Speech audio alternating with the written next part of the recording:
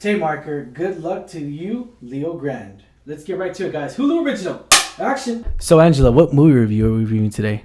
We're going to review Good Luck to You, Leo Grande. Let's get right to it, guys. Hulu original. Let's get into it. What's going on, Alamo City Movie Talk fans? I'm Ryan, Ryan680. I'm Angela, Ange. And this is Alamo City Movie Talk. Movie Talk for movie fans, guys. Thank you for bringing the movie world right into your ears, devices.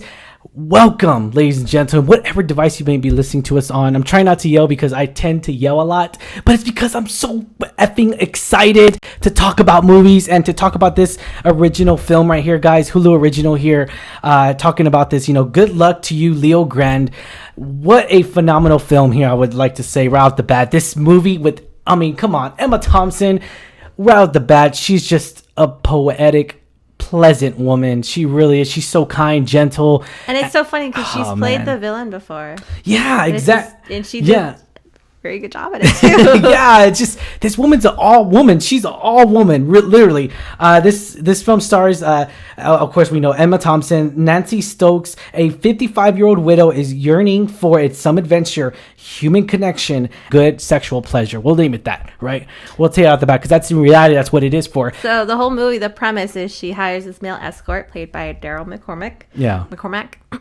And that's really all the movie is, just their dialogue together, their connection. Dude. And it's not just a counter that you pay for. Like, it gets so much deeper with the connections. Mm-hmm. You get so much out of their own backgrounds, their stories, where they come from, who they are. And it's so funny because this is not an action movie. It is all 100% dialogue. Mm-hmm. But just to, like you say, I know you mentioned it, the chemistry between them is so great. Like, they just bounce off each other.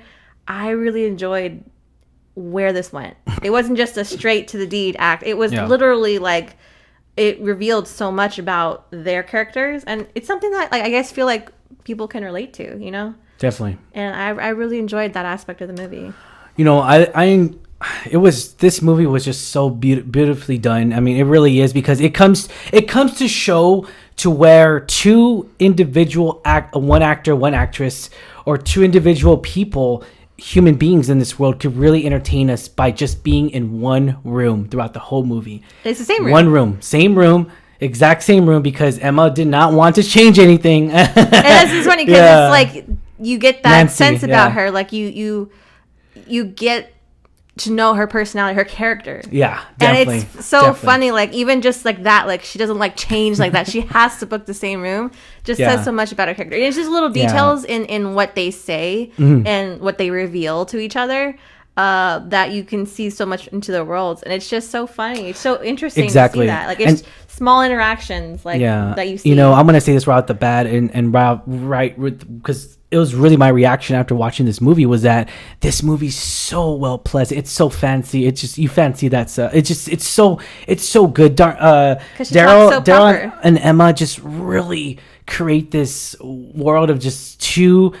I mean, essentially, it's two really broken human beings just having a connection with each other. And yes, they do have sex, obviously, but they don't show it. I'm not gonna, that's not really. It just shows like they did the deed in that sense, and also it just comes out so casually funny, man. It's just so crazy how we live in a world where people could just interact. People could just relate, like you already said. How people could just relate to a certain situation where they're in. But they're so different. Like, exactly, different generation, so different decade. I mean, dude, just their whole words, their whole formula, their whole childhood obviously is so different. And I love that the human connection here was about that, because it wasn't just about sex. This isn't just about like a Pretty Woman movie, how it's more strong, it's more heartfelt, because they really are just trying to long in this world. What matters now is what you leave here on this legacy, on this planet, on this earth. And that's the thing that they really touch up a little bit on here.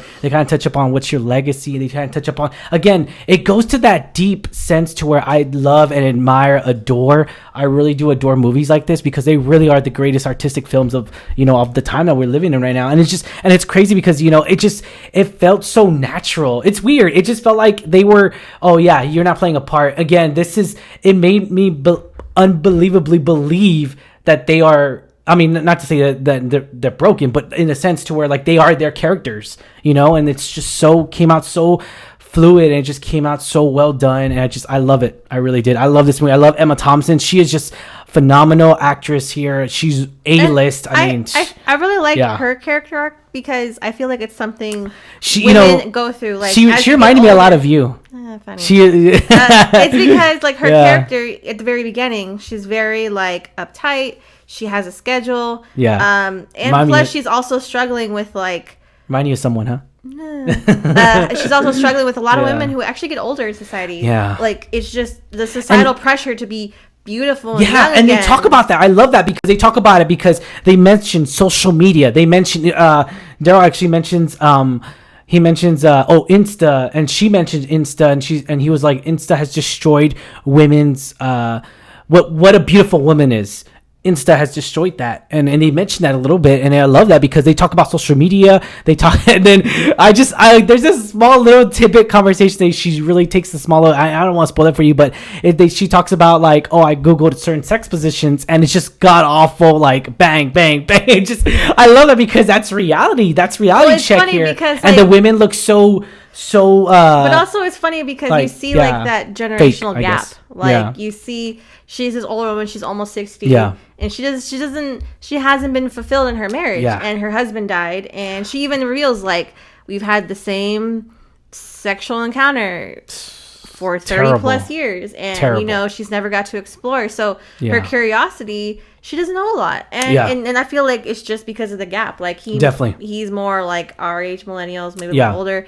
She's almost 60. Mm-hmm. So you hear like the differences in their stories and how they speak it and everything. But I still like that they touch on that. Like it's something women go through. Like it go through daily. They go through daily. Even as we get older, there's just pressure to look a certain way. Beauty standards. Even before that, though, it's like Insta shows us that this is what a beautiful woman looks like, and in a sense, you could argue magazines. Started it. Magazines too, obviously, but now it's Insta, and now kids are going in and be like, I want to look like my filter.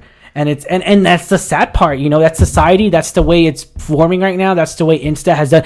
Granted, Insta, I don't know if they intended to do that. Maybe they just didn't intend it to be that extreme. But people, us human beings, we're really just long for a connection. The whole that's the thing. Roundabout point is that her character feels she's not happy with her body. Yeah. She's not happy the way she looks. Yeah. She's not happy with herself.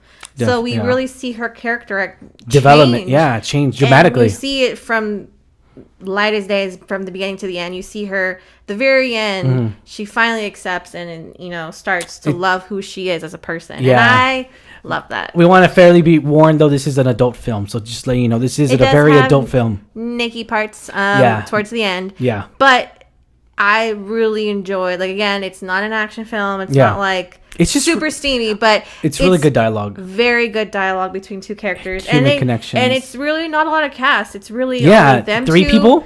3? Maybe a handful of support. Maybe another person, not even. One or two sentences. But it's just them two, really, and they carry the entire movie, and I...